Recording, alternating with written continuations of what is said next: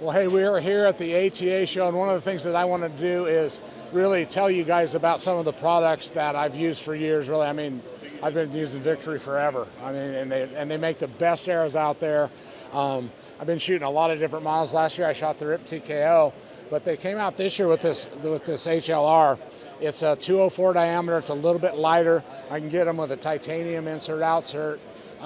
These are going to be killing everything. You know, we're going to kill elk and, and whatever it takes. I mean, last year my RIP TKOs, I mean, we shot giraffe, elk, everything. And you know what? Most of these arrows, unless the animal falls on them, you can shoot them again. So that's cool. Right.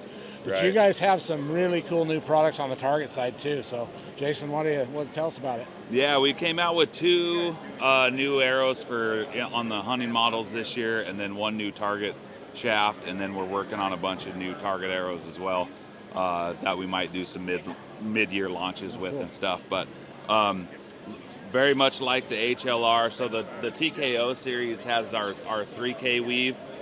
And then our new arrows that we came out with, including the HLR, we found a 1.5K weave that has a lower aerial weight to it. It doesn't take as much pre-preg and chemicals, and the fiber's smaller, so we can keep our overall GPI down in comparison to the RIP TKO. It does come out a little bit heavier than your standard shaft, like a standard RIP without the weave, or a standard VAP without the weave. But it'll come in lighter than like the VAP TKO or the RIP TKO, so it kind of falls in between those two, and it'll get you more to that, you know, that 420 grain, you know, overall arrow weight, you know, between that 420 to 450, and that's where we've found a lot of people are wanting to be in the hunting world. Right, for sure, but still need that toughness. Absolutely, that's and still have that extra material in there. To have that durability, like the RIP TKO, the VAP TKO. Yeah, because those things are bulletproof, and I'm excited about that. Yeah, absolutely. And that HLR has been just an absolute hammer seller for us. We've sold the crap out of it. It's been fantastic. So and these two other new ones that come behind that are no slouches either. So we've got the VLR. Much like the HLR, so the HLR stands for hunt long range. The VLR is VAP long range. So because it's built off of that VAP platform, that 166 or 4 millimeter diameter. We did the same thing with the 1.5K weave on it.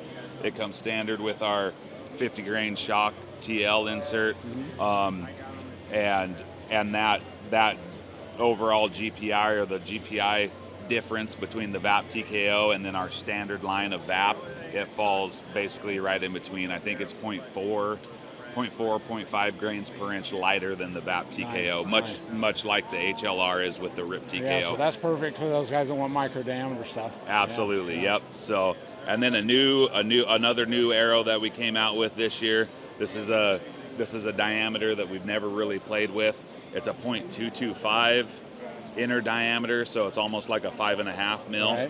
But it's basically as small as you can go inner diameter, and still have an internal component system. I see, yeah. So without having to have an outsert or a half out. This one as well has the 1.5K weave on it.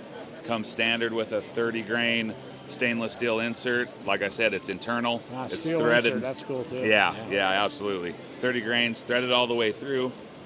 In the packaging on these, whether it's a 12-pack bare shaft or if it's a 6-pack pre-fletched, you'll also get either 6 or 12 20 grain back weights that you can add to that insert to play with your FOC. Yeah, that's a big deal for a lot of guys, the FOC thing. Yep, so that absolutely. gives you that availability. Comes standard in the packaging, so it's already in there. You can just mess around with it.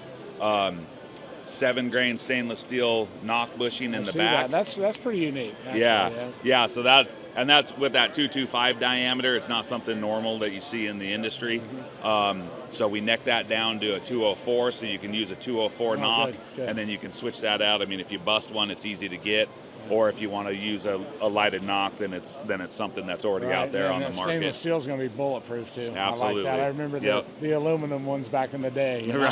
Right. Yeah, exactly. So everything, just like everything else in our lineup, it comes spinal line to the stiff axis. So right out of the box, you can at least get that kind of that spine consistency coming out of your bow with every shot. Right.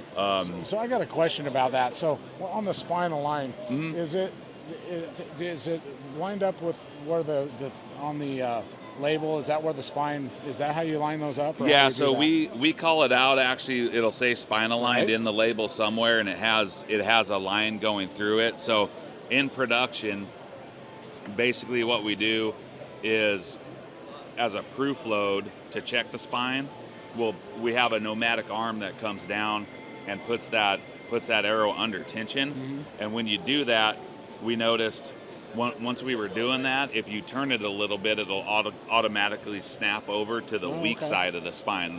Just like in the old days, you'd bend it and kind of roll it on a table, and bam, in the really old days, I put them in a bathtub and floated them, right? Yeah, exactly. Shows my age. I know, right? So we found that by doing that, to check our spine consistency and our overall spine, whether it's a 300, a 350, a 400, whatever that is, it kept flipping over. So basically, what we do with it flipping to the weak axis, we mark it 90 degrees from there, and that's the stiff axis.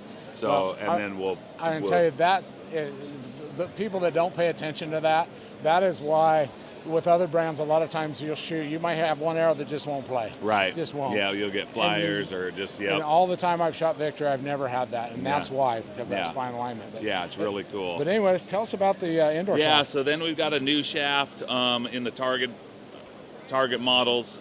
This is the VX27. So it's a 27 diameter shaft. It's either indoor, or we had a lot of requests for a lighter 27 than our VTAC 27 for guys shooting ASA. They want to go as big as they can, you want to get as flat shooting as they can. Absolutely. For line cutting and everything.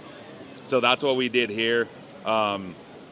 It's just a standard carbon shaft. We didn't throw any weaves or anything on it because we wanted to keep that material out of there and not gain more GPI.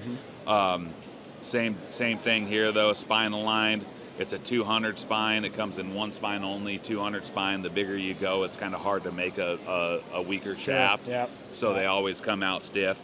But it's only 8.8 grains per inch as a 200 spine. So you can really fine tune this arrow as a large diameter shaft and get a flat shooting shaft. Oh yeah, and I found just shooting over time. I mean, for me, I can get a shaft too weak, but I can't get one too stiff. Right, exactly. I know we found that as well. I guess, and with the efficiency of bows today, there's so much energy being transferred more efficiently.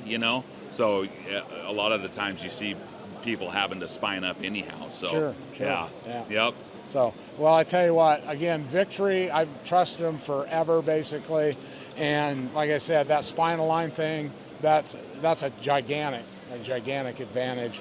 Hunting arrows are the toughest ones out there. As like I said, I don't ever plan on changing. That's Victory good to hear. is, and they don't pay me, by the way. So, no, it's a great product.